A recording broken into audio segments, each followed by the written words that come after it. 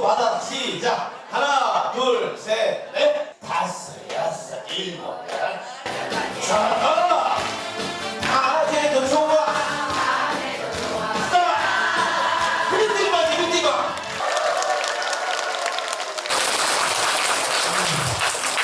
굉장히 많이 오셨네요. 제가 이 참여하는데 보통 이만큼은 안 오시는데 오늘 되게 많이 오셨어요. 오늘 할 거는 이제 척추 쪽에서 이제 협착증에 대한 이제 얘기를 하려고 하는데 뭐 어려운 부분은 아니고 쉽게 이해가 가도록 제가 뭐 너무 길게 하면 졸리고 하실 테니까 간략하고 그다음 명쾌하게 제가 설명을 해드릴게요. 이제 오늘 설명할 부분은 이제 척추 협착증이라고 하는데 요즘은 뭐 이제 TV나 뭐 또 케이블 TV 보면은 뭐 굉장히 많이 나오죠, 그죠? 협착증. 그러면 치료 방법도 엄청 뭐 다양하게 많이 나오고 이런데 그러면 이 협착증은 도대체 뭘 협착증이라고 하느냐? 그러면 치료는 무슨 치료를 해야 되느냐? 그다음에 원인은 뭔지, 예방하는 부분은 뭔지 이렇게 얘기하도록 하겠습니다. 자, 이제 협착증이라는 거는 뭐냐면은 이제 우리 집도 이제 처음에 새로 지은 집은 기둥이 이제 똑바르게 딱 되어 있는데 이제 우리가 나이가 이제 집도 오래되면은 기둥도 이제 금이 가고 균열이 생기고 기울어지는 것처럼 우리 몸에서 이 기둥 역할을 하는 게 지금 여기 보시는 이런 척추가 되는 겁니다. 근데 이 척추는 뼈만 있는 게 아니라 뼈하고 이런 뼈가 있고 뼈 사이 이런 이제 관절들이 있어요. 요거를 이제 우리가 소위 말하는 그 유명한 이제 디스크라고 부르는 거거든요. 이제 우리 하느님이 예를 들어서 로봇 같은 경우에는 이 디스크라는 관절이 없으니까 이제 이렇게 일자로 되어 있죠, 그죠? 근데 이제 우리 척추는 이런 관절들이 많기 때문에 뭐 김연아 선수처럼 이렇게 허리를 막 이렇게 구부릴 수도 있고 숙일 수도 있고 이렇게 틀 수도 있고 한 거예요. 근데 이제 문제는 이런 관절인 디스크가 처음에는 이렇게 튼튼하게 잘 태어났지만은 이제 나이가 들면서 이런 관절들이 이렇게 닳아버리는 거예요. 이게 닳아버리면서 삐집고 나오고 이러면서 신경을 누르고 하면서 생기는 현상을 이제 소위 말하는 이제 디스크 협착증 이렇게 얘기를 하는 겁니다. 그래서 보면은 이제 처음에는 허리도 반듯한데 이제 나이가 들면서 이렇게 허리가 이렇게 구부러지는 현상이 발생이 되는 거죠. 그래서 이런 디스크나 협착이 생기면은 여기처럼 허리도 아프고 근데 이제 되게 허리 아픈 거는 초기 증상들이에요. 이게 이제 진행이 되면은 웅치, 다리까지 이렇게 영향을 미치게 됩니다. 그래서 여기 보면은 쉽게 이제 여기 모형이 있는데 수도꼭지에 물이 이렇게 쭉 내려가는데 이 물이 이제 신경물이거든요. 신경물이 내려가는데 이 손가락으로 이렇게 꾹꾹 눌러진 부분이 있죠. 이 부분이 이제 협착을 얘기를 하는 겁니다. 예를 들어서 우리 이제 혈관도 동맥경화가 생기면은 막히는 걸 협착이라 하는 것처럼 협착은 이런 신경이 다리로 가는 이런 신경들이 막히는 걸 협착이라고 그래요. 그래서 이렇게 손가락을 치우면은 물이 이렇게 잘 흘러갈 텐데 이렇게 나이가 들면은 이렇게 뼈들이 자라 들어가면서 신경이 막히게 되는 거를 협착증이라고 합니다. 자, 그래서 이제 보면은 신경이 요 가운데 둥그렇게 있는데 이제 협착이 돼서 관절이나 뼈가 이제 신경을 압박하게 되면은 이렇게 신경이 눌리게 되는 거예요. 그래서 여기 이제 이 모형을 보면은 신경이 이렇게 둥그렇게 있어야 되는데 협착이 되면 어떻게 돼? 이 신경이 이렇게 쪼그라들게 되는 거예요. 그래서 이거는 이제 실제적으로 수술할 때 보면은 신경이 이렇게 쪼그라들면서 신경이 이렇게 꺾이게 되는 거예요. 이거를 이제 소위 말해서 이제 손상가는 신경. 그러니까 협착증은 이제 협착이 많이 진행이 돼서 신경이 이렇게 많이 손상을 입어버리면은 이제 수술은 아무리 잘해놔도 신경 회복이 잘 안 되는데 그걸 이제 신경병증이라고 부르게 되는 거예요. 그래서 수술을 하고 난 다음에도 뭐 저리고 시리고 무디고 이런 또는 마비라든지 이런 현상들이 이제 생길 수도 있는 거죠. 자, 그러면은 이 협착증의 증상은 뭐냐? 협착증은 쉽게 얘기하면은 다리로 가는 신경이 눌려지는 병이에요. 그러니까 이게 다리 기능이 원활하지 않는 거예요. 그러니까 단순한 통증이 문제가 아니고 기능적인 문제들이거든요. 근데 이제 초기에는 되게 이제 허리가 아프면서 응치가 주로 아파져요. 응치가. 그래서 걷다 보면은 다리가 당겨지고 해서 다리가 저리고 힘이 없어서 좀 앉았다 쉬어야 되는, 오래 걷기가 힘들고, 그 다음에 또 이제 다리 쪽이 구덕거리고 발바닥이 저리고 또 마비도 오고 엉덩이와 항문주위가 저리면서 감각 이상이 오는 거예요. 근데 이제 이런 협착증하고 또 비슷한 증상을 일으키는 병들이 많은데, 이제 가장 대표적인 게 혈액순환 장애들. 이제 예를 들어서 다리로 가는 혈액순환이 잘 안 된다든지, 또는 당뇨나 또는 이제 말초 신경병증이라고 해서 연세 드시면은 이 신경 이상들이 발생이 돼서 또 다리가 땡기고 저려지는 이런 현상들이 또 발생이 됩니다. 그래서 이게 이제 젊은 사람들 같은 경우에는 이런 뭐 혈액순환이나 뭐 또는 당뇨나 이런 게 심하지 않은 분들이 많기 때문에 감별이 어렵지가 않은데, 연세 드신 분들은 기본적인 협착에다가 나이가 들면 협착은 생기거든요. 거기에다가 또 이제 나이 들어서 오는 뭐 혈액순환 장애라든지 말초신경 장애 이런 것 때문에 증상들이 복합되어 있는 경우들이 많다. 그러니까 증상이 딱 명쾌하지가 않고 복합되어 있는 경우들이 많다. 그래서 이제 대체적으로 보면 이제 협착증은 50대 이후에 주로 증상을 일으키게 됩니다. 협착증은 3, 40대 이럴 때 젊은 나이에 오는 건 아니고 이제 나이 들면서 오는 병이다. 그래서 이제 보면은 뭐 증상 이런 거 있는데, 이제 감별하는 방법 중에 하나가 예를 들어서 누워 있을 때 뭐 증상이 완화가 되느냐 뭐 이런 부분들이 있는데, 이거는 이제 좀 어려운 부분들. 자, 그러면 이제 이게 진단이, 그러면 협착증은 어떻게 진단을 해야 되느냐? 다른 병하고도 복합이 되어질 수 있고, 그래서 이 협착증 진단은 이제 제일 첫 번째는 이제 병원에 가면 이제 어디가 어떻게 불편하다 이런 이제 얘기들을 하게 되죠, 그죠? 그러면 이제 그런 얘기들, 그 다음에 이제 제일 기본적으로는 엑스레이, CT, MRI 이런 검사를 하는데, 협착증 진단은 구조적인 문제이기 때문에 이 MRI가 제일 중요한 진단이에요. 이는 이제 구조적 문제이기 때문에 MRI는 이제 우리 외부에서 우리 몸 안을, 척추 쪽을 직접 딱 들여다볼 수 있는 게 이 MRI예요. 그래서 이 척추 기술, 특히 관절 기술들이 2000년대 넘어서 급격하게 발전이 됐는데, 이게 MRI의 해상력이 발전이 돼서 그런 거예요. 90년도에는 MRI가 이 해상도가 되게 낮아서 찍어도 잘 보이지가 않았어요. 그래서 CT 뭐 이런 MRI 해상도가 떨어져서 90년도에는 미세 수술 또는 뭐 정확한 진단 이런 게 되게 어려웠거든요. 근데 이제 2000년도가 넘으면서 이제 여러분들 보면 이제 MRI도 보면 이렇게 딱 뚫려 있는 게 있고 또 밀폐형이 있는데, 특히 척추는 이 밀폐형 MRI를 써야 돼요. 그래야 2mm 오차까지 정확하게 진단을 해낼 수가 있습니다. 그래서 요즘 이제 MRI가 원체 정밀해져서 이제 이런 진단들이 굉장히 수월해지게 된 거죠. 그래서 뭐 여러 가지 검사 방법이 있지만은 제일 기본적으로는 엑스레이하고 MRI를 주로 시행을 한다. MRI 찍으면 거의 대부분 다 진단이 되고, 이제 여기에 보조적인 수단으로 이 협착이 된 부분이 딱딱한지 어떤지 이런 건 이제 CT나 뭐 여기 나오는 뭐 분전도 검사나 또는 뭐 체열 검사 이런 거는 이제 보조적 검사로 주로 많이 활용하게 됩니다. 자, 요거는 이제 제일 대표적인 엑스레이 검사인데, 이제 이분은 이제 허리도 아프고, 처음에는 허리가 아프다가 이제 시간이 지나면서 엉치하고 다리가 자꾸 당기는 거예요. 엑스레이는 이제 뼈만 나오는 사진이긴 하지만은 이제 여기 보면은 요 뼈하고 요 뼈 사이에 있는 요런 디스크들이 요런 데는 높게 잘 유지가 되는데, 요 부분은 이렇게 달아 있죠, 그죠? 달아 있으면서 요 뼈하고 요 뼈가 이렇게 엇갈려져 있단 말이에요. 예. 요거를 이제 소위 말하는 척추 전방전 있죠.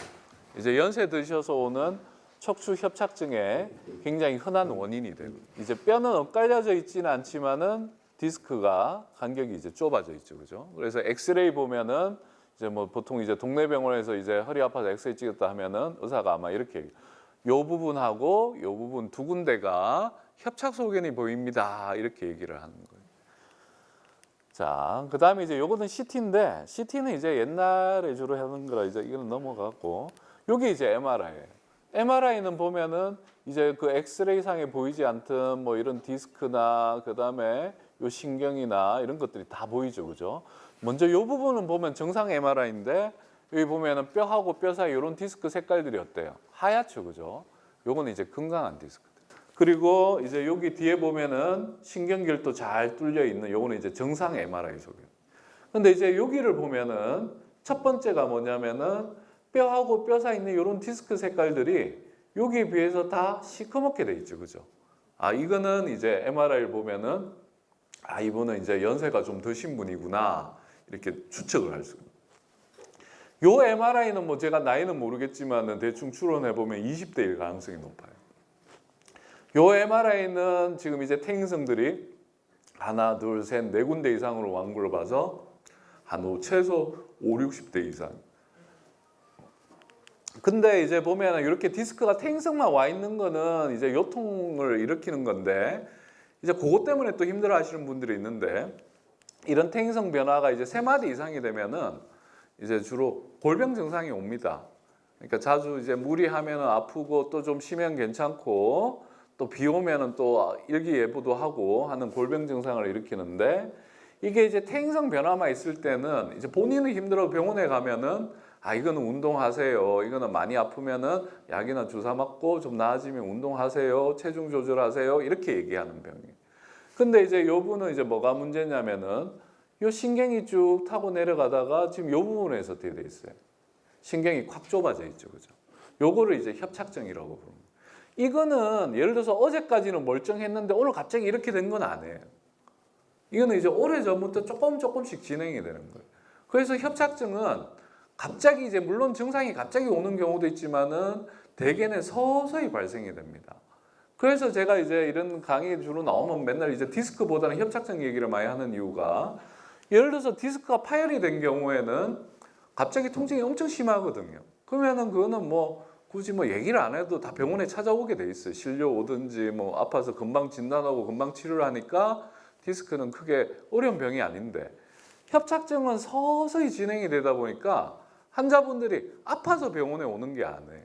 그냥 이제 자꾸 걷기가 힘들다, 응치가 빠질 듯이 아프다, 다리가 화덕화덕거리고 감각이 자꾸 무뎌진다, 근육이 빠진다 이런 증상으로 오는 거예요. 그래서 협착증은 진단이 초기에 명쾌하지 않는 경우들이 많아서 이렇게 병이 많이 진행이 되고 난 다음에 오는 경우가 많아서 이 협착증은 좀 예후가 안 좋은 겁니다. 자, 그래서 이제 협착증은 아까도 얘기했던 것처럼 이런 병들이 이제 갑자기 오는 병이 아니라 이제 오래 전부터 오기 때문에 보통은 협착증이 한 5년 이상 이렇게 지속이 되고 이제 악화가 돼야 이제 되게 심한 상태로 진행이 되거든요. 그러니까 초기 협착증은 이런 수술을 하는 게 아니에요. 초기 협착증은 이제 소위 말하는 보존적 치료. 많이 아프면은 약물 치료 또는 뭐 주사 치료 또 뭐 간단한 시술이라든지 운동 이런 걸 통해서 이제 조절을 해 나가는 거예요. 퇴행성 질환이기 때문에. 그러니까 초기 통증들은 대부분 주사 치료나 또는 이제 운동이나 이런 걸로 되게 또 잘 조절이 됩니다. 그래서 협착증은 제가 어떻게 얘기를 하냐면은 이제 MRI를 찍어보고 마비나 심하지 않으면은 많이 아프면은 한 번씩 오셔서 치료받으시고 그 다음에 이제 집에서 운동하고 살 안 찌도록 조심하세요. 그리고 땅바닥 생활하지 마세요. 이렇게 얘기를 하고 그러면 이제 언제쯤 되면은 뭐 이게 더 악화가 되느냐 수술까지 가느냐 그러면은 제가 그럽니다. 그거는 이제 걷기 힘들어지면 수술해야 됩니다라고 얘기를 하는 거예요. 그래서 이제 걷기가 힘들어질 때는 크게 신경 막힌 것만 뚫어주는 신경 미세 수술이라든지 그 다음에는 이제 아까처럼 뼈가 이탈된 경우에는 뼈를 맞춰주는 인공관절이 필요한. 그게 수술은 요 두 가지가 방법이 있어요. 그래서 이제 보존적 치료는 이제 뭐 일반적인 약물 치료들이에요. 근데 이제 간혹 뭐 협착증 이런 약들이 있긴 한데 그게 보약은 아니에요. 그러니까 협착증 이런 약들은 뭐 그거를 먹으면은 막 약을 막 2달씩 계속 먹고 이런 분들인데 그건 아무런 도움이 안 됩니다. 그래서 협착증은 이제 말 그대로 이제 쉽게 말하면 이제 통증을 조금 줄여주는 거예요. 그러니까 협착증 약물은 이제 많이 아플 때만 드시는 겁니다. 그 다음에는 이제 이 협착증은 오래돼서 되게 이제 약으로 조절이 안 되는 경우들이 많은데 이제 그럴 때는 이런 다양한 주사 치료를 해볼 수 있는 겁니다. 뭐 예를 들어서 요즘 뭐 또 TV 보면 많이 나오는 뭐 프루로 치료라든지 핌스 치료 또는 뭐 소위 말하는 이런 뼈 주사 뭐 이런 류들이 있는데, 근데 이제 막 여러 가지 이런 주사 치료 방법이 있으니까 그거는 이제 병원들마다 약간 좀 특성들이 좀 있거든요. 근데 이제 그런 주사 치료로 일단은 이제 통증을 좀 완화시켜주고, 두 번째 제일 중요한 거는 허리의 근육하고 관절들을 자꾸 강화를 시켜줘야 돼요. 이제 연세가 드시면서 약해지는 거기 때문에. 그래서 이런 주사 치료로 이제 통증 조절을 하고, 그리고 뭐 요거는 이제 주사 치료에 뭐 여러 가지 방법들이 있고, 막 시술 뭐 이런 거. 그 다음에는 이제 뭐 또 병원에서 하는 이런 운동 치료도 있는데, 뭐 연세 드신 분들 같은 경우는 이런 치료하기가 조금 힘듭니다. 이게 뭐 예를 들어서 젊은 사람들은 할 수 있는데, 그렇게 하고 만약에 이런 이제 초기 증상이나 이런 약물 치료나 주사 치료나 이렇게 해서 뭐 증상이 많이 좋아지면 큰 문제 없어요. 그러면 또 쓰시면 돼요. 근데 이제 문제는 이제 나이가 들면서 이제 갈수록 증상이 악화가 되고, 이제 다리 힘도 빠지고, 이제 조금만 걸어가면 걷기가 힘들어지고, 이런 경우에는 이제 결국은 이제 수술까지 이제 진행이 될 수 있습니다. 이 수술은 요거는 이제 요건 젊은 분 협착인데, 이런 경우에는 요 막힌 거를 미세 수술해서 요 신경이 이렇게 쫄려 있는 거를 이렇게 넓혀 주는 거예요. 미세 현미경 수술을 해서. 이런 거는 뭐 어려운 수술들은 아니고. 그래서 이제 보면 신경이 내려가다 이제 요런 데 막혀져 있는 거를 이렇게 다시 넓혀 주는 거예요. 이건 이제 미세 수술이라고. 그 다음에 이제 여기처럼 뼈가 이탈된 분들은 인공 여기 보이는 인공 디스크 넣고 나사못을 넣어서 이렇게 디스크를 다시 복원시켜서 뼈를 맞춰주는 거. 예를 들어서 뼈가 삐그러져서 협착이 생겨서 걷기가 힘든데 그거를 약이나 주사만 계속 맞는다라고 해서 이 뼈가 다시 맞춰지는 건 아니거든요. 그러니까 뭐 초기부터 바로 수술하지는 않지만은 이제 치료해보고 도저히 안 되면은 이렇게 인공관절을 해서 이런 한 마디 정도는 뭐 이렇게 하면은 뭐 어려운 수술은 안 해. 이렇게 치료합니다. 그래서 보면 이제 이렇게 연골이 달아 있는 경우에는 또 이렇게 인공관절을 넣고. 자, 근데 이제 무엇보다도 제일 중요한 거는 뭐냐면은, 자, 지금 이제 협착증 얘기를 했는데, 그러면 나이가 들면은 기본적으로 대부분 다 협착증이 생겨요. 우리 주변에 보면은 나이가 드는데 젊어지시는 분은 없잖아요, 그죠? 나이가 들면은 다 노화가 옵니다. 협착증은 소위 말하는 퇴행성, 아주 전형적인 퇴행성 질환들이거든요. 그러니까 나이가 들면 다 협착증이 와요.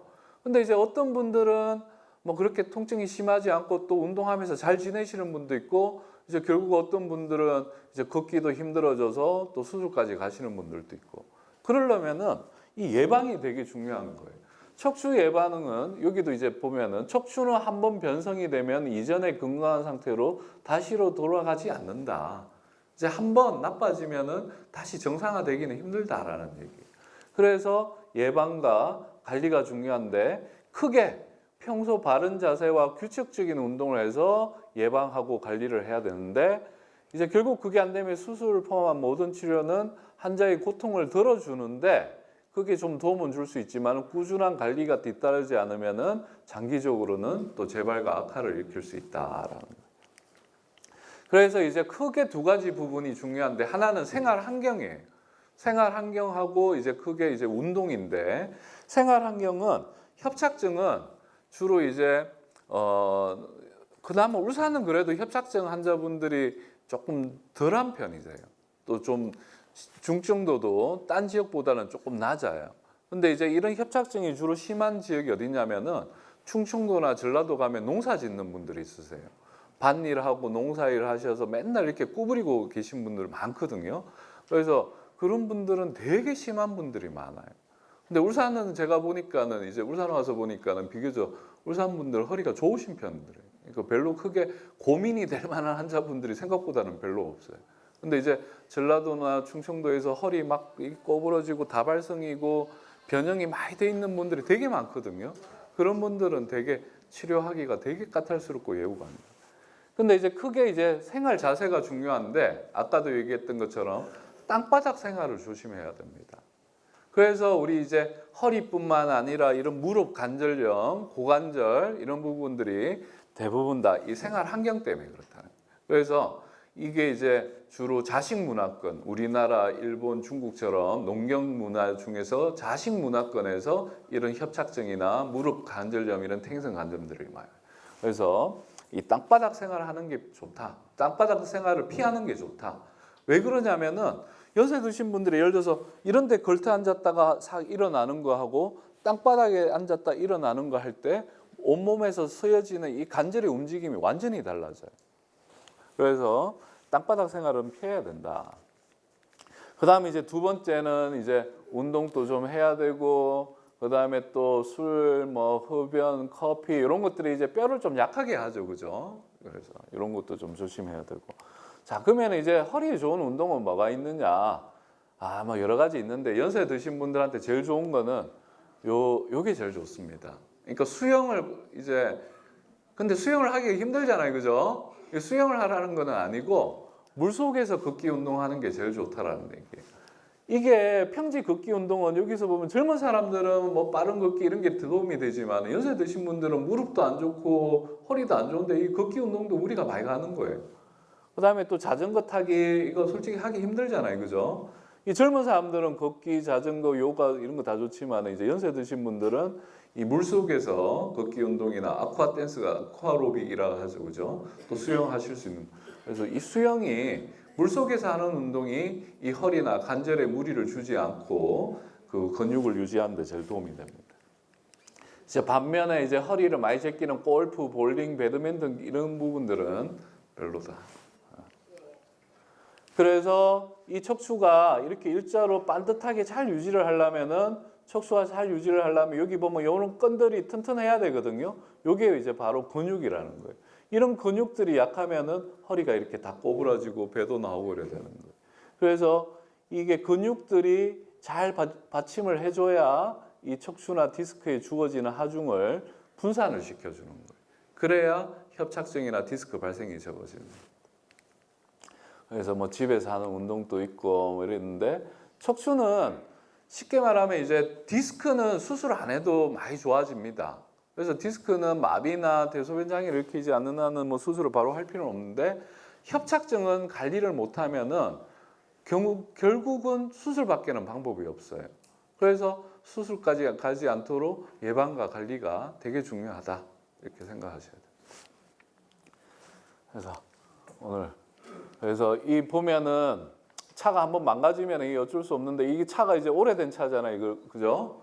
그래도 관리를 잘해서 이렇게 오래 쓸 수 있도록 노력을 하셔야 됩니다. 오늘 강의는 여기까지 하도록 하겠습니다.